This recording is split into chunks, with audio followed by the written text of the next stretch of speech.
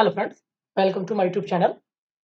तो मैंने कल आपको कुछ टास्क दिए थे और कहा था कि आप इनका नोमेनक्लेचर करिए। तो आज हम उनका नोमेनक्लेचर करेंगे कि क्या आपने किया है। अगर सही किया है तो आप प्लीज़ कमेंट करके बताइए, अगर गलत किया है तो कोई बात नहीं, आप यहाँ से सीख लीजिए कि इनके नोमेनक्लेचर्स क्या होंगे। देखिए दोस्तों, हमें इसमें सबसे पहले क्या करना है कि पैरेंट चेन चूज़ करना है। पहले मैं इसको और थोड़ा-सा विस्तार रूप में लिख देता हूँ। ये जो आपका कंपाउंड है, इसको अगर हम पूरा ओपन करके लिखें तो ये आएगा आपका, और यहाँ पर एक इथाइल ग्रुप है। इथाइल ग्रुप का मतलब CH2 CH3, ठीक है ना? यहाँ पर भी दोस्तों एक इथाइल ग्रुप है, CH2 CH3। अब देखिए, हमें चूज़ करना है लॉन्गेस्ट चेन। हमारा सबसे पहला काम क्या है? आपको पैरेंट चेन चूज़ करना, पैरेंट चेन चूज़ करना, राइट? तो पैरेंट चेन चूज़ करते हैं कैसे? जो लॉन्गेस्ट होता है, लॉन्गेस्ट कंटीन्यूअस होना चाहिए। तो ज़रा ध्यान से देखिए, अगर हम इसको पैरेंट चेन लेते हैं तो कितने कार्बन एटम्स आएँगे? 1, 2, 3, 4 कार्बन एटम्स आएँगे।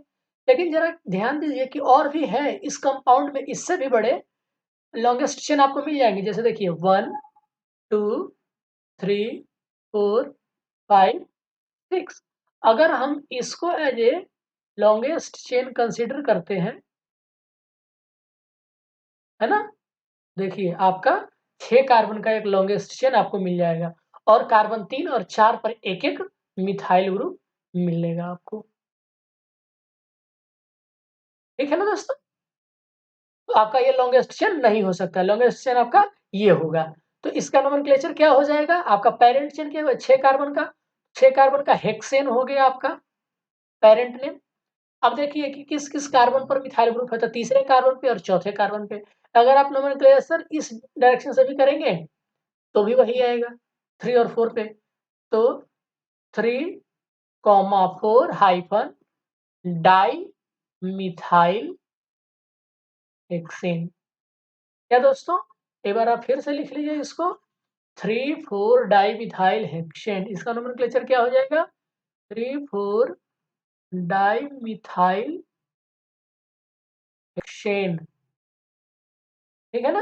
ये इसका नोमेनक्लेचर हो गया। चलिए अब इसका नोमेनक्लेचर हम करते हैं, देखते हैं कि इसका लॉन्गेस्ट पैरेंट चेन क्या होगा। तो ध्यान दीजिए कि लॉन्गेस्ट पैरेंट चेन सबसे पहले हमारा चूज़ करना होगा कि लॉन्गेस्ट पैरेंट चेन क्या होगा। ठीक है? ये अगर बात समझ गए हो तो प्लीज़ कमेंट करके बताइए कि हाँ, हमको समझ में आ गया है। तो देखिए, सबसे लॉन्गेस्ट चेन इसमें चूज़ करते हैं। अगर हम ऐसे करते हैं 1, 2, 3, 4, 5, अगर इस डायरेक्शन में जाते हैं तो 6 और 7, है ना? अगर नीचे की ओर आते हैं तो 6 और 7 होगा। अगर यहीं हम जाते हैं 7 और 8, और यहाँ अगर आते हैं तो 8 और 9। अब देख लीजिए कि लॉन्गेस्ट चेन आपका कौन-सा हो रहा है ना दोस्तों? तो इसमें लॉन्गेस्ट चेन ज़ाहिर-सी बात है कि 9 होगा। अगर हम इस डायरेक्शन में जाते हैं तो 7 ही कार्बन चेन मिलेंगे। अगर यहाँ से इस डायरेक्शन में जाते हैं तो 8 ही कार्बन चेन मिलेंगे। लेकिन अगर सबसे नीचे जाएँगे तो आपको मिल जाएगा 9 कार्बन चेन का एक पैरेंट चेन। तो हमारा यही हो जाएगा पैरेंट चेन। दोस्तों, ये आपका हो गया पैरेंट चेन। तो नॉनेन हो गया पैरेंट चेन 9 कार्बन, तो आपका नोमेनक्लेचर क्या हो जाएगा? नॉनेन। चलिए मैं यहीं पे लिख देता हूँ। ये हो जाएगा नॉनेन, आपका पैरेंट नेम हो गया। अब देखिए कि किस-किस कार्बन पे आपका मिथाइल ग्रुप है।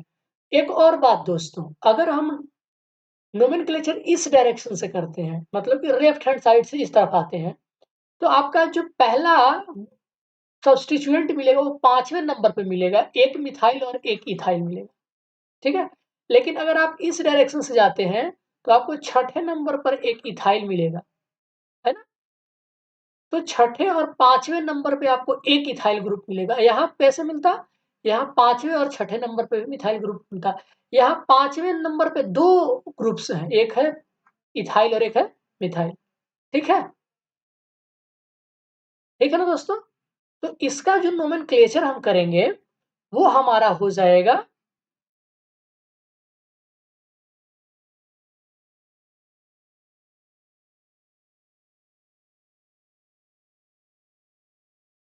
लोएस्ट लोकेंट रूल हम यहाँ अप्लाई करेंगे। जब इधर से जा रहे हैं तो 5वें नंबर पे एक आपको मिल रहे हैं सब्स्टिट्यूएंट, लेकिन अगर इधर से करते हैं 1 2 3 4 5 6 7 8 और 9, देखिए यहाँ पर आपको 4th कार्बन पे ही इथाइल ग्रुप मिल गया, है ना? आपको यहाँ पर 4th कार्बन पे ही इथाइल ग्रुप मिल गया आपको, है ना? ये आपका है पैरेंट चेन।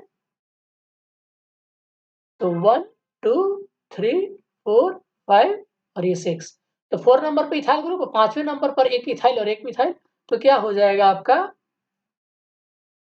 4 5 डाई इथाइल और 5 मिथाइल नॉनेन।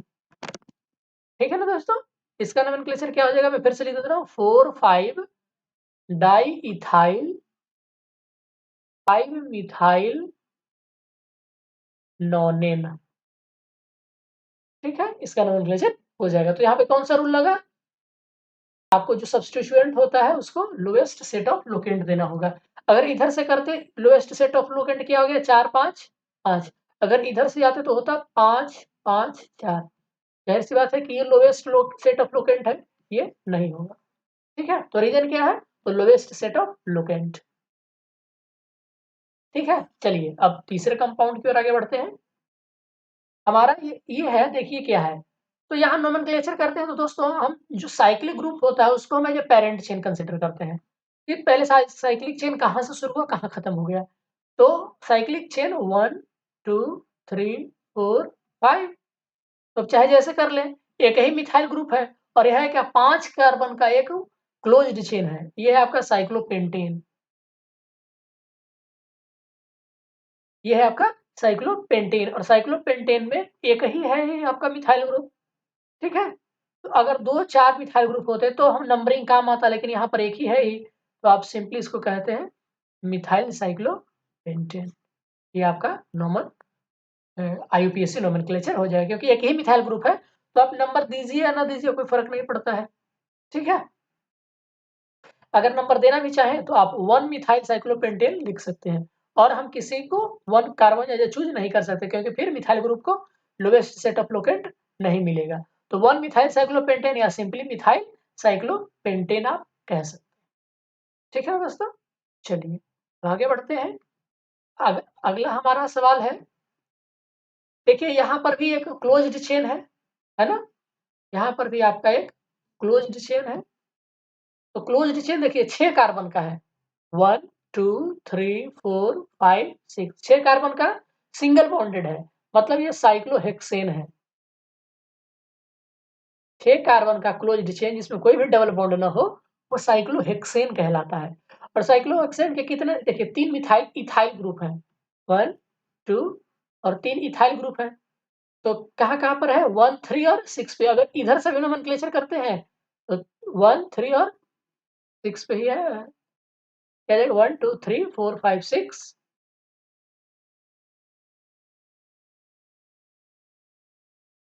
1 2 3 4 5 और ये 6, यानी कि ये पहले नंबर पर, तीसरे नंबर पे और 5वें नंबर पे। अगर इधर से भी करते हैं तो ये तीसरे पे और ये 5वें पे आएगा और ये पहले पे। तो हमारा हो गया क्या, नोमेनक्लेचर, ध्यान दीजिएगा इसको,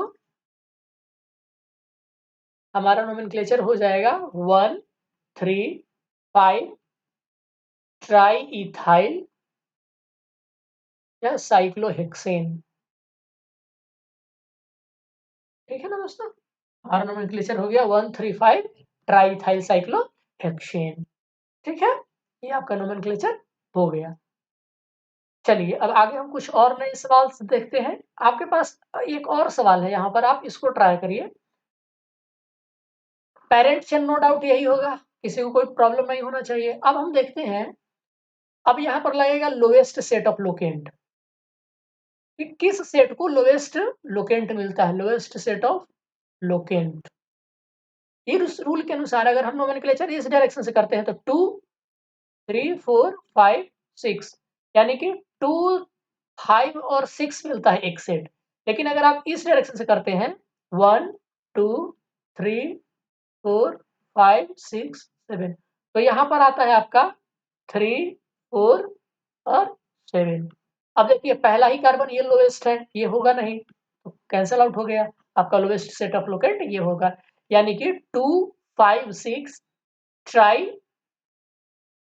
ये हो जाएगा आपका 1 2 3 4 5 6 7 8 है।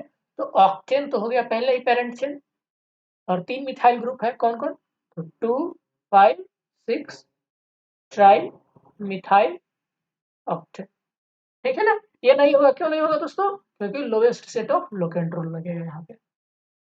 राइट दोस्तों, चलिए अब हम ये आगे करते हैं, कुछ एनसीईआरटी के सवाल करते हैं।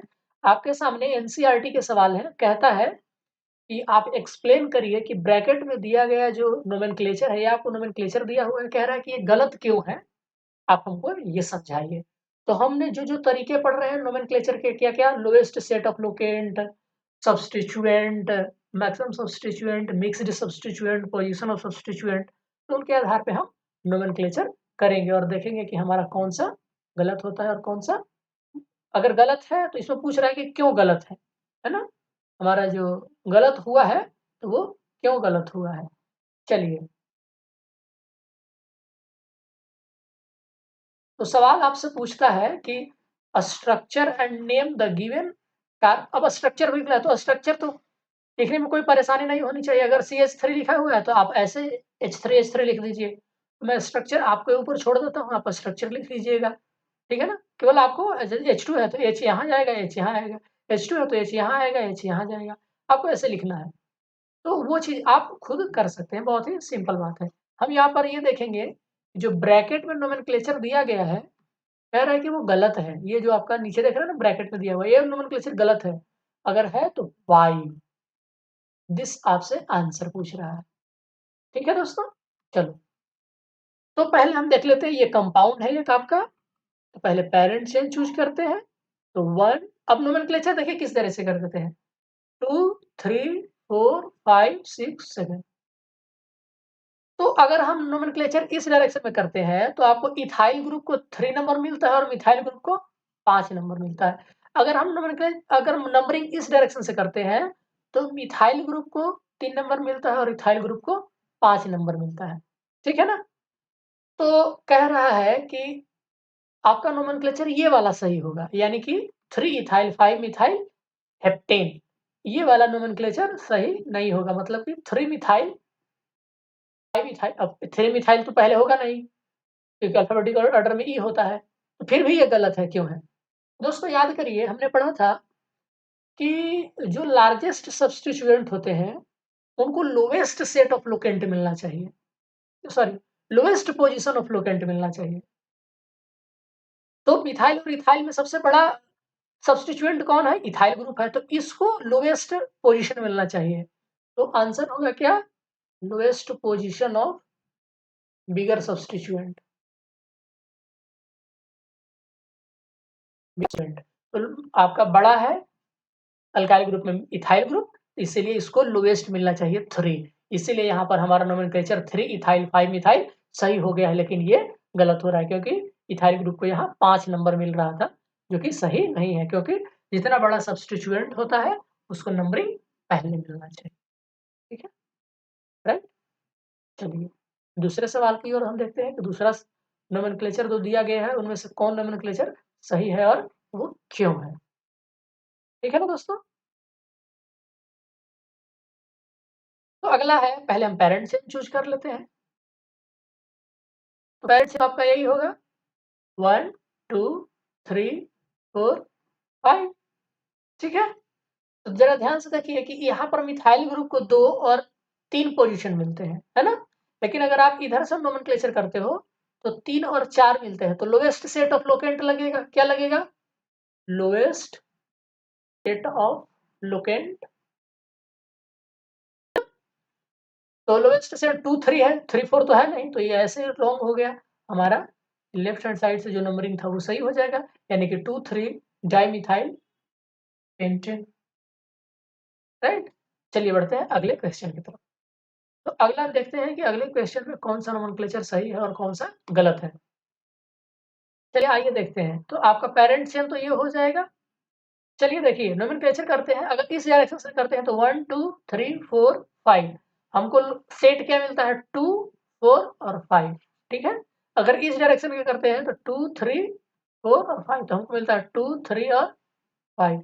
देखिए लोएस्ट सेट कौन है, दो दो मिल रहा है ठीक है, लेकिन यहाँ 4 आ रहा है, यहाँ 3 आ रहा है, तो लोएस्ट सेट ये हुआ, ये नहीं हुआ। तो यहाँ पे लोएस्ट सेट ऑफ लोकेंट लगेगा, तो आपका ये वाला नोमेनक्लेचर गलत हो जाएगा, आपका ये वाला नोमेनक्लेचर सही हो जाएगा। ठीक है दोस्तों, बाकी आप नोमेनक्लेचर कितने कार्बन का है अब देख लीजिए, 1 2 3 4 5 6, तो आपका हेक्सेन है, तो आपका ये वाला लोएस्ट है, तो 2 3 5 ट्राई मिथाइल हेक्सेन, ये आपका नोमेनक्लेचर हो जाएगा। ठीक है राइट दोस्तों। चलिए अब अगला क्वेश्चन करते हैं। अब अगला में है दोस्तों मिक्स्ड सब्स्टिट्यूएंट है आपका।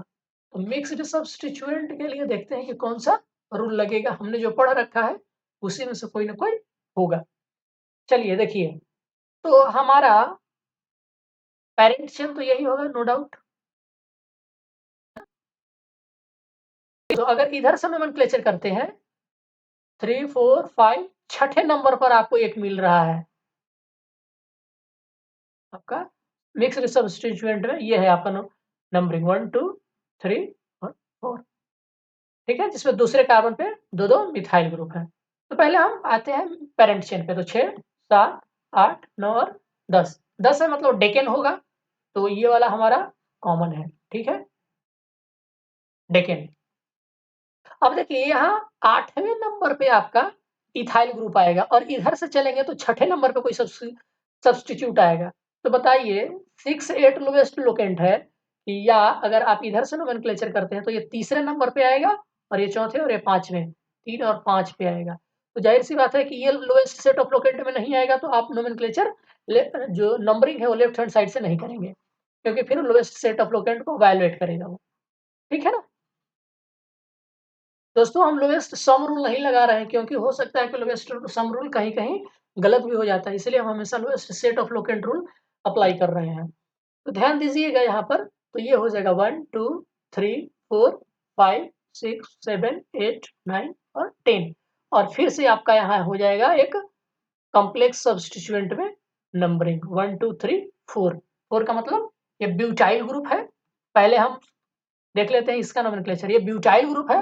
ब्यूटाइल ग्रुप में दूसरे नंबर पर दो मिथाइल ग्रुप है, यानी कि 2 2 डाई मिथाइल ब्यूटाइल है। आपका कॉम्प्लेक्स सब्स्टिट्यूएंट का नोमेनक्लेचर हो गया क्या, 2 2 डाई मिथाइल ब्यूटाइल। ठीक है ना। अब चलिए देखते हैं, यहाँ पर है इथाइल ग्रुप और इसके नोमेनक्लेचर में क्या आया है, डाई मिथाइल। अब देखिए इथाइल में ई पहले आता है कि डी आता है, जाहिर सी बात है कि पहले डी आता है, यानी कि नोमेनक्लेचर में हम अब यह अल्फाबेटिकल रूल लगेगा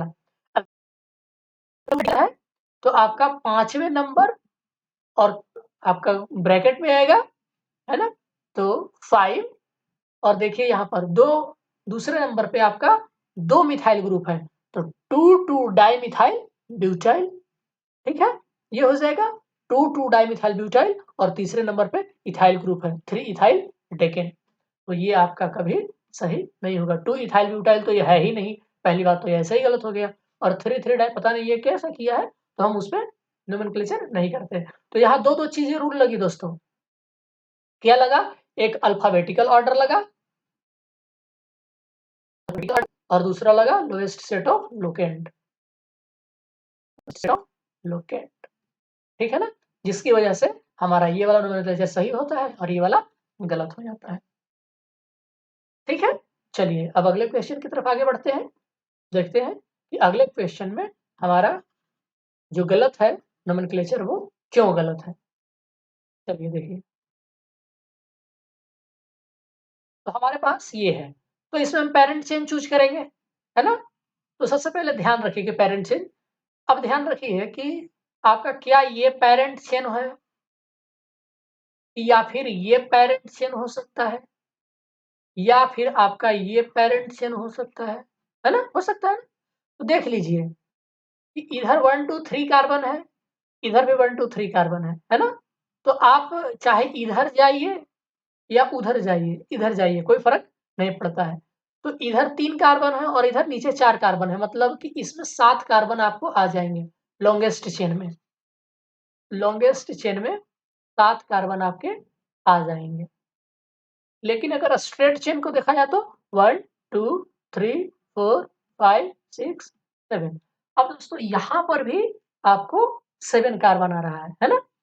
अब देखने वाली बड़ी दिलचस्प बात है कि हम नोमेनक्लेचर 1, 2, 3, 4 इस डायरेक्शन से करें या इस डायरेक्शन से करें या इस डायरेक्शन से करें। 1, 2, 3, 4, 5, 6, 7। ठीक है दोस्तों? तो देखिए हम इस डायरेक्शन से तो नोमेनक्लेचर नहीं कर सकते क्योंकि यहाँ पर तीसरे नंबर पर मिथाइल ग्रुप आ रहा है और यहाँ पे दूसरे नंबर पर मिथाइल ग्रुप आ रहा है। तो एक तो हमारा कैंसल हो गया। ठीक है? तो ये वाला तो नोमेनक्लेचर होगा नहीं। नंबरिंग नहीं होगा वो वाला।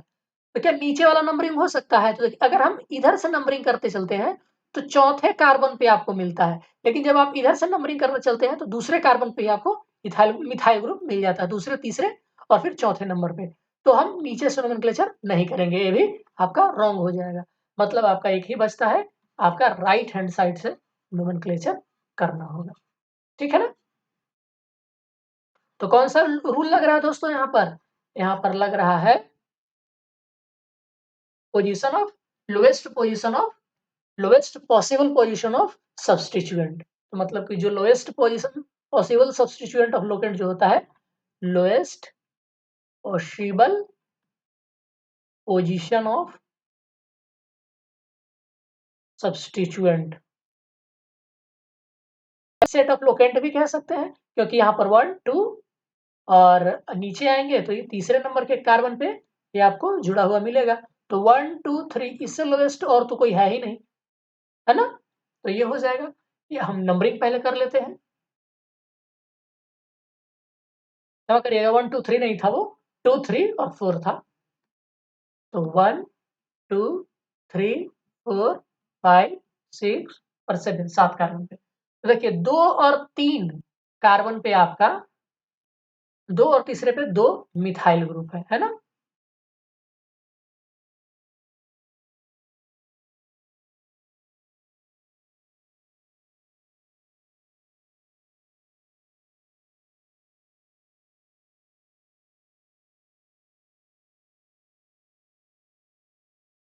तो दोस्तों देखिए यहाँ पर